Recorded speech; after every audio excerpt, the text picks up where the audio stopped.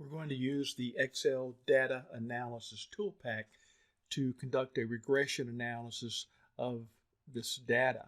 I'm going to go to Data, Data Analysis, open up the dialog box, look down till I find Regression, select it, click OK, bring up the second dialog box. We need to input the Y range. I'm going to clear those out. Again, this is the Y, the response variable. This is a place that a lot of students make a mistake. Make sure you're selecting your Y variable data. Notice I only selected one cell with a label. You don't want to select two cells. That will mess you up. And we're going to click Label to indicate that we've got labels. I'm going to clear out the X. And again, I'm going to select just the single label, drag down to select that range. Here's a place to double check to make sure that you have an equal number of Y values and X values. You can do that just by comparing the cell references there. Again, make sure that labels are selected. I'm going to click on Confidence and leave it at 95%. The output I want to put into this worksheet, so I'm going to delete that and select that cell.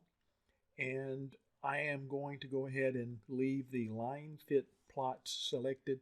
That will give us a scatter plot with the regression lines plotted for us. These other options you can use and you may need in some other problems. I'm going to click OK, and we get our standard regression output.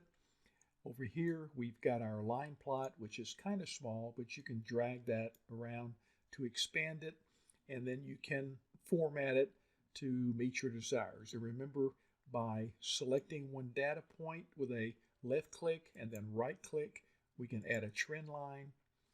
I'm linear again. We want to display the equation and R square. Click that off. And so we've got our equation and R square on our scatter plot. Going back to our output here, I'm going to expand these cells so you can see them a little better.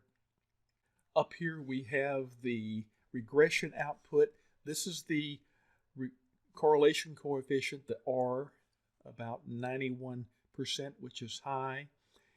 This is the ANOVA, and that tells us whether or not the regression is significant. I'm going to change that so you can make it a little more understandable, get away from that scientific notation. Do the same thing down here on these p-values. That tells me, this F-test, that the overall ANOVA is significant, and that means that there is a slope that is different from zero. Down at the bottom, we've got our intercept, 20,512, which is the same as we see over here, and we've got our coefficient, a negative 9.51. As price increases, demand drops down. We can see here that the p-values on both of those are less than our alpha of 0.05, which means that they are both significant, statistically significant. We also have the confidence interval around the intercept and around the slope. Down at the bottom, I'm going to scroll here. We have our observations, 20 observations, and the predicted demand based on this regression equation. And then the residuals are the difference between the actual value at that observation and the predicted value of that observation.